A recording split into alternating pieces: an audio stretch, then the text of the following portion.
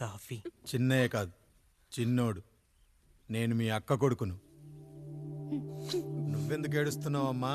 చిన్నోడా, పెద్దయ్య గురించి అలా మాట్లాడకయ్యా. పెద్ద మనిషా, డబ్బుంటే గుడి కట్టాలి, బడి కట్టాలి. వెళ్ళిన చోటల్లా కనిపించిన దానికల్లా బిడ్డలు నెచ్చుకుంటూ పోరు. ప్రతి ఊళ్ళో చెట్లు నాటించడానికి వాడేమన్నా ఆశో కూడా. గుప్పెడంత ఉల్లిని కోస్తేనే కన్నీళ్ళు వస్తాయి. బారెడంత నా తల్లి మనస్సు కోసాడు. వాడి కన్నీళ్లు కాదు, రక్తం రావాలి, వచ్చేలా చేస్తా. మనల్ని ఇంతగా మోసం చేసిన వాడికి ఆస్తి, 3 పిల్లలు. నీకు మాత్రం పేదరికం ఒక్కడే పంట. వద్దు చిన్నయ్య, వద్దు చిన్నయ్య.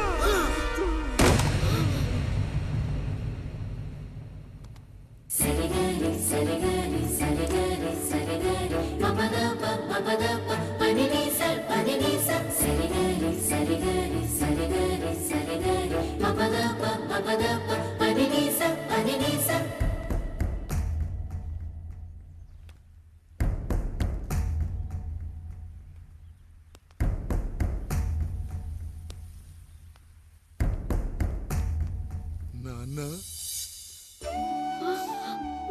నాన్న. బాబు గారు.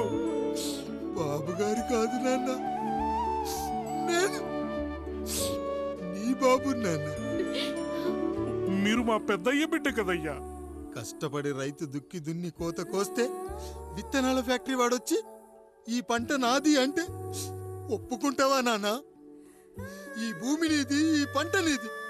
నేను నీ బిడ్డను నాన్న, నీ బిడ్డను. కానీ ఆ రూపం, ఈ ముఖం ఒక్కటే వాడిది నాన్న. కింద బాడీ చూడు, ఇద్దరం ఒకేలా లేవు. నేను నీ బిడ్డను నాన్న. బాబు, నాన్న, బాబు, నాన్న, ఒక్కసారి నన్ను ఎత్తుకో నాన్న.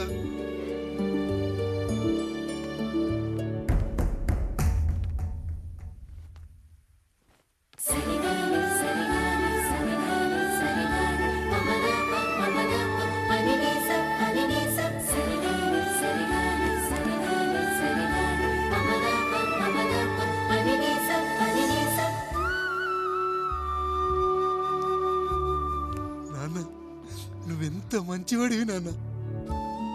ఒకడు వాడిన టూత్ బ్రష్నే ఎవ్వడూ చేత్తో పట్టుకోడు.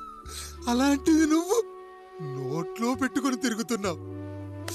అమ్మ ఎంత అదృష్టవంతురాలు నాన్న, ఎంత అదృష్టవంతురాలు. చాలు బాబు, ఇది చాలు. చాలదు నాన్న, ఆ రాయుడు లెక్కేంటో తేలుస్తా.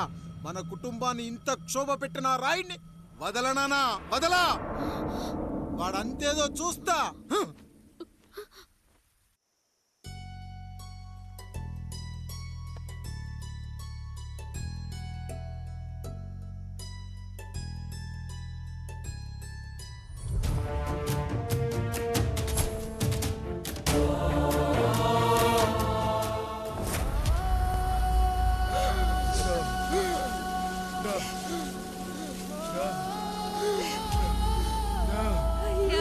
చూడండి అయ్యా, వీళ్ళని చూసాకైనా మీ మనసు కరెక్టే లేదా?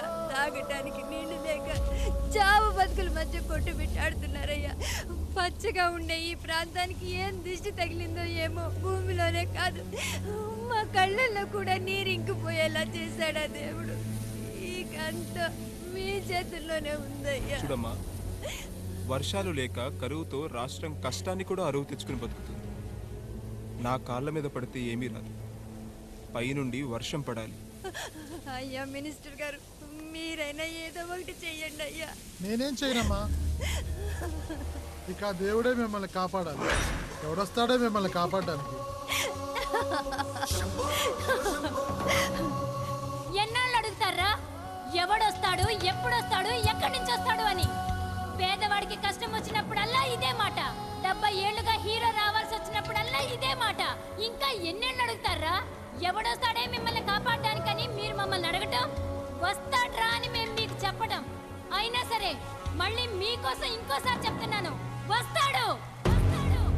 ఆకాశాన్ని చింపుకుంటూ వస్తాడు, నేలను పగలగొట్టుకుంటూ వస్తాడు. ఎవడు? దేవుడు. దేవుడా? రాయికి వరమిచ్చిన రాముడు దేవుడైతే, ద్రౌపదికి చీరిచ్చిన కృష్ణుడు దేవుడైతే, ఈ ఊరికి ఆయనే దేవుడు. ఆ దేవుడికి ఇంకో పేరే రాయుడు, పాపా రాయుడు. పాపారాయుడు పాపారాయుడు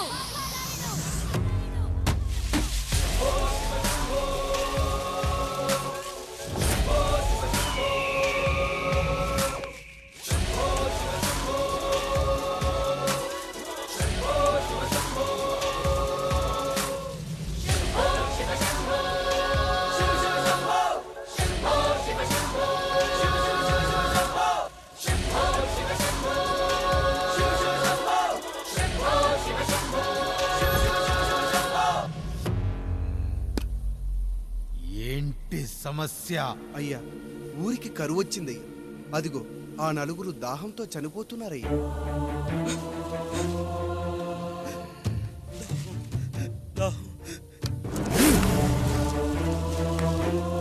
పాపారాయుడు తీర్పు ప్రకటిస్తున్నాడు. ఈ గ్రామం ఇంతకు ముందెప్పుడు ఎదురవ్వని సమస్య.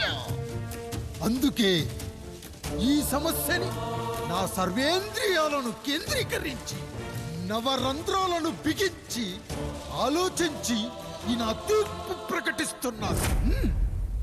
దాహంతో అలమటిస్తున్న ఆ నలుగురికి వెంటనే బావులు తవ్వించి వాళ్లకు నీళ్ళివ్వండి. అంత సమయం లేదయ్యా. మరో 5 నిమిషాల్లో వారి చేత నీళ్లు తాగించిపోతే చచ్చిపోతారయ్యా.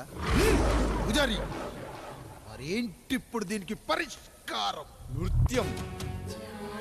సంగీతానికి శిలలు, నృత్యానికి మేఘాలు కరుగుతాయని శాస్త్రం చెబుతుంది. ఆ నాట్యానికి ఆకాశం కరిగి వెంటనే వర్షం పడాలి. అందుకు ఆ నటరాజైన శివుడే మార్గం చూపించాలి.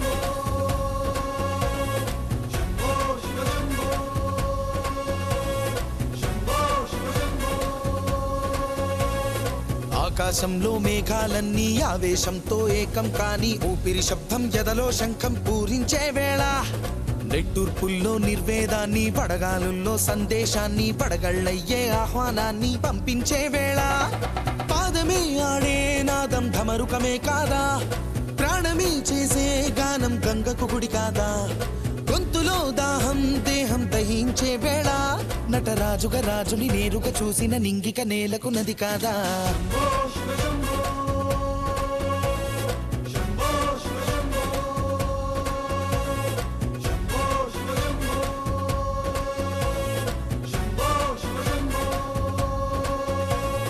నిమిషం విషమైతే గళమే సిద్ధం అని చెప్పే శివతత్వమే, వేషం వేయించే నాట్యం చేయిస్తే మేఘం పులకించదా, ఊరికే బాధే మోసే రాజే కాడంటూ ఊరికై యుద్ధం చేసే శక్తి ఉందంటూ, మండిన హోమంలో నా సమిధే తానంటూ తన దేహమే మబ్బుగా స్వేదమే వానగ గొంతులు నేరుగా తడిపేనా.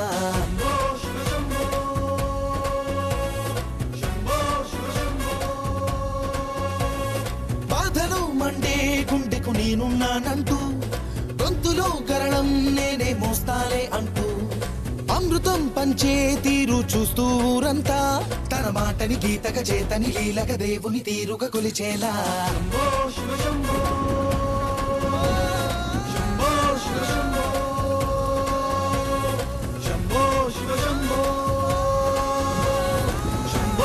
శంభో